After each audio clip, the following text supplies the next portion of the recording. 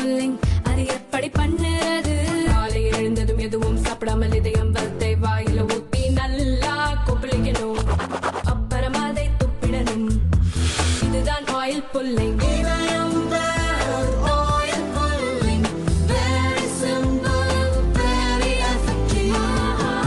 ரூபாயின் மதிப்பிழப்பு, உலக சந்தையில் தங்க விலை உயர்வு, இது ரெண்டும் சேர்ந்து இந்தியாவில் தங்கம் விலை கணிசமாக உயர்ந்து கிட்டத்தட்ட 88,000 ரூபாய் 10 கிராம் விலையை எட்ட செய்தது.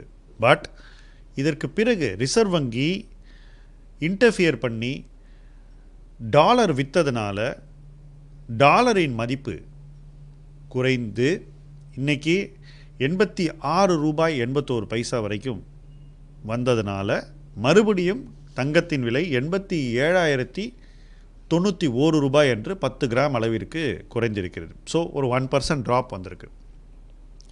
இன்றைக்கி உலக சந்தையில் இருக்கக்கூடிய மிக முக்கியமான ரூமர் என்ன அப்படின்னு பார்த்தீங்கன்னாக்கா, பேங்க் ஆஃப் இங்கிலாண்டில் கோல்டை கேட்ட நேரத்துக்கு அவங்களால டெலிவர் பண்ண முடியல அப்படிங்கிறது தான். ஸோ அவங்கள்ட்ட உண்மையிலேயே ரிசர்வ்ஸ் இருக்கா அப்படின்னு ஒரு சந்தேகத்தை பல பேர் எழுப்புறாங்க.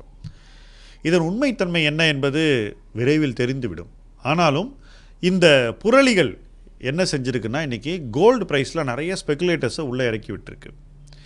சீனாலேயும் தங்க நுகர்வு இப்போது தொடர்ந்து உயர்ந்துக்கிட்டே இருக்குது. ஸோ இந்தியாவும் சீனாவும் போட்டி போட்டுக்கொண்டு தங்க நுகர்வில் ஈடுபடும் போது அதுவும் சந்தையில் பெரிய அழுத்தத்தை கொடுத்திருக்கிறது. இது பத்தாதென்று பல நாடுகளுடைய மத்திய வங்கிகள் தொடர்ந்து தங்கத்தை வாங்கி வருகிறார்கள். அவங்களுடைய எண்ணம் என்னென்னா, டாலரை குறைச்சிக்கிட்டு கோல்டு ரிசர்வ்ஸை கொஞ்சம் உயர்த்தணும் அப்படிங்கிறது தான் அவங்களுடைய நோக்கம்.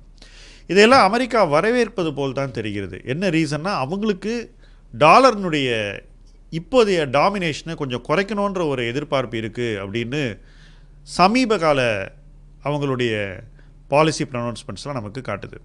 ஸோ ஓவராலாக பார்த்தீங்கன்னா கோல்டுக்கு இந்த வருஷம் demand wise excellent year, production அதிகரிக்காத ஒரு ஆண்டு, கரன்சி வைஸும் ரொம்பவே சாதகமாக இருக்கக்கூடிய ஒரு ஆண்டு. இப்படிப்பட்ட ஒரு ஆண்டில் கோல்டு ப்ரைஸ் தொடர்ந்து ஏறிக்கிட்டே இருக்குது.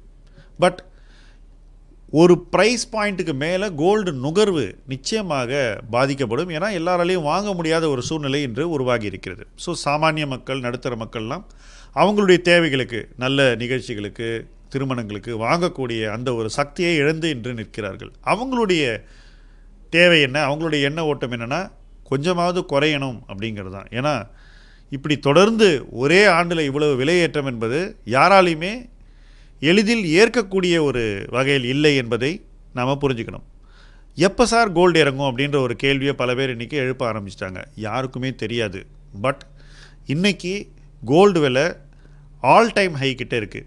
டாலர் பர் அவுன்ஸ் அப்படின்னு நம்ம சொல்லுவோம். அப்படி தான் நம்ம இன்டர்நேஷ்னல் ப்ரைஸை மெஷர் பண்ணுவோம்.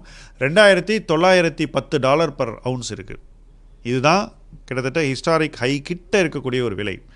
இங்கேருந்து கோல்டு மறுபடியும் இறங்கணும்னா ஒன்று சப்ளை இன்க்ரீஸ் ஆகணும், அல்லது இந்த புரளிகள், அதாவது பேங்க் ஆஃப் இங்கிலாண்டுக்கிட்ட இருக்குது இல்லை இதெல்லாம் செட்டில் ஆகணும், அல்லது மக்களால் வாங்க முடியாத ஒரு சூழ்நிலை வரணும். இந்த விலை ரொம்ப அதிகமாக இருக்கணும், நுகர்வு திடீர்னு கம்ப்ரஸ் ஆகி குறைஞ்சதுனாக்கா அதுவும் விலை குறைவதற்கு ஒரு கருவியாக அமையும்.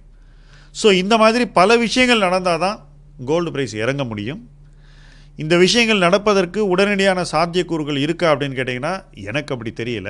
ஸோ கோல்டு ப்ரைஸ் ஒரு உச்சத்தை தொட்டு அதிலிருந்து கொஞ்சம் குறைந்திருக்கிறது. மேலும் குறைவதற்கான வாய்ப்புகள் இப்போ நம்ம பார்க்கல. இந்த வாய்ப்புகள் வரும்போது நிச்சயமாக அதில் எல்லா எக்கனாமிக் ஃபேக்டர்ஸும் கை கூடினால் மட்டும்தான் கோல்டு ப்ரைஸ் குறைய முடியும். ஏன்னா உற்பத்தி அதிகரிக்காத ஒரு பொருள் தங்கம், நுகர்வு குறைந்தாலோ அல்லது யாரிடம் அது இருக்கிறதோ அவர்கள் விற்க முன் வந்தாலோ மட்டும்தான் அதை விலை எளிதில் குறைய முடியும். அப்படிப்பட்ட ஒரு சூழ்நிலை எப்போது உருவாகும் யாரும் சொல்ல முடியாது.